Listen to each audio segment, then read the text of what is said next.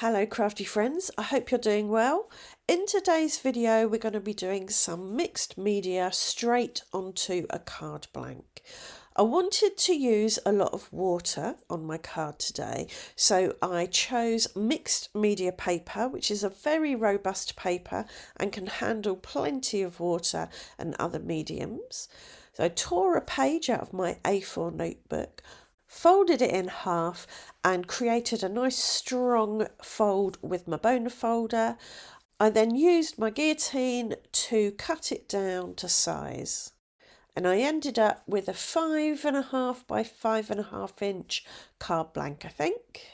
To create a nice white border around the edge of my card, I added washi tape, and then I added extra washi tape around the outside to stick my card blank down to my mat to stop it skittering around and to stop it warping, because I plan to add lots of water. Speaking of water, I spritzed the front with my spray bottle and then used a brush to spread that water around. And then I began adding some colours. I wanted to work with blues and greens today. These are analogous colours near each other on the colour wheel, so you can reliably mix them without making mud.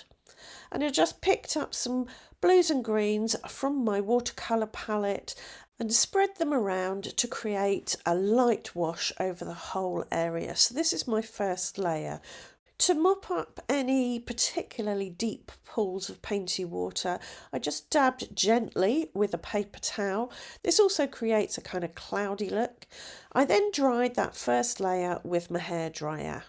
For my next layer, I wanted to add some more intense colours, and I mixed up a variety of blues and greens on my glass mat, diluting them with water to get the kind of concentration that I wanted. And then I used a fairly large brush to pick up the colours, and I held it right at the end to reduce the amount of control I had, because I wanted the next layer to look natural, organic, not contrived, I think. And one way to achieve that is just to hold your brush really loosely and let it dance of its own accord across the surface you're working on. I also employed the kissing technique, and that is where you let two colours kiss each other just briefly on your paper, and that allows them to run into each other. So I brushed the paint across, let it kiss the wet paint next to it, and allowed the colours to mix and mingle.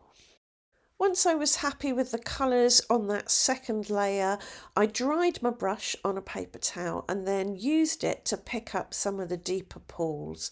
I also used some paper towel to pick up excess paint, and this just reduces the chances of blooms and cauliflower shapes forming. You need to keep the paint equally wet across the whole piece rather than having some damp bits and some very wet bits. If you want blooms and cauliflowers, then that's fine, just leave it as it is, but I didn't particularly want that on this layer. So I dried this layer with my hairdryer, and then I went in and did exactly the same thing again, but this time I used a smaller brush. Again, I held it right at the end to reduce the amount of control. And each time I'm adding a layer, I'm adding more intense, more saturated colours. So I've got nice soft colours in the background, and then it gets a bit darker and a bit darker and a bit darker. Watercolours tend to be transparent, or at least translucent, which means you can't really layer lighter colours on top of dark colours. You have to start light and then work your way to more saturated or darker colours, because if you put a light wash of something over a dark colour, you're just not going to see it.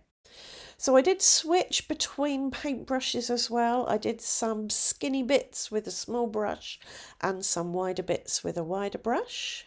Another thing to remember with watercolours is that they tend to dry lighter. So when you're putting them down wet, you need to think, I need to add a little bit of extra saturation and darkness to my colours to get the effect that I want, because once they're dry, they'll be a little bit lighter. I do have a whole playlist about watercolour cards, and there's lots of helpful tips and information, especially in the first few videos. So if you want to know more about watercolouring, then do check that out. I'll leave a link in this video's description. So once that next layer was dry, I decided to do some spattering. So I picked up some of the paint from my glass mat and spattered it just in the lower right hand corner. I didn't want to spatter all over, I wanted a bit of variation.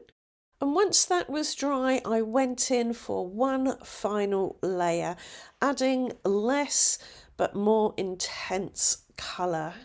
And now with all these layers, we've got quite a nice sense of depth going on.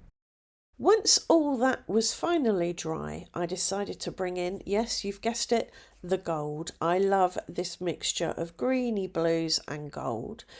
I think this gold is from Kuretake, and I took it out of its original pan and popped it in this palette just for convenience sake.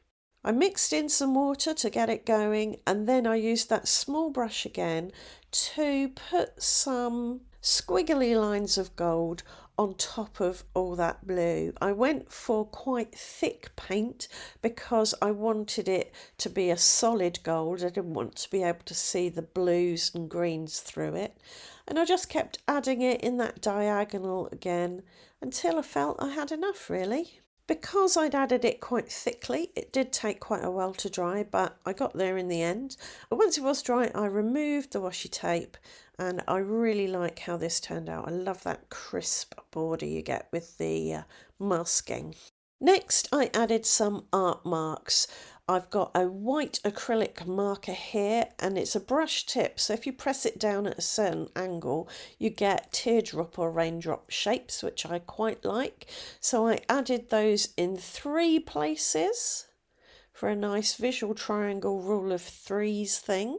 I dried it with my hairdryer, but they kind of absorbed some of the watercolour from underneath, so I did a second coat to make them nice and white and opaque. Next, I added some little crosses with a gold jelly roll pen, again in 3 places quite near to the teardrop shapes that I'd added.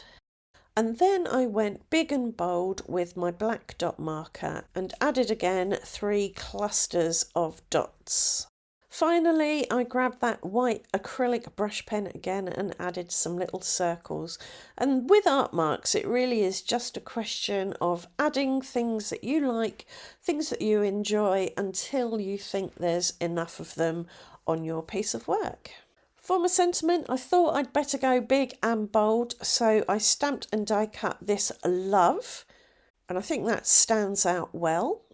I placed it over to the left hand side because I like that off centre look, and then I stamped the word you and fussy cut it out so the sentiment reads love you. And finally I drew a doodly border in black around the outside just to kind of corral everything and bind all the different elements together. So we've got a black border, we've got some black dots, and we've got a little bit of black in the watercolour and a black sentiment. And there you go, that's this mixed media card finished. I really like the way it turned out. I hope you do too. I hope it's given you some ideas and some hints and tricks and tips. If it has, please do let me know in the comments and leave a thumbs up. And if you want to see more from me, subscribe and ring the notification bell. And I'll see you back here in a couple of days for another video. Thanks for watching. Bye for now.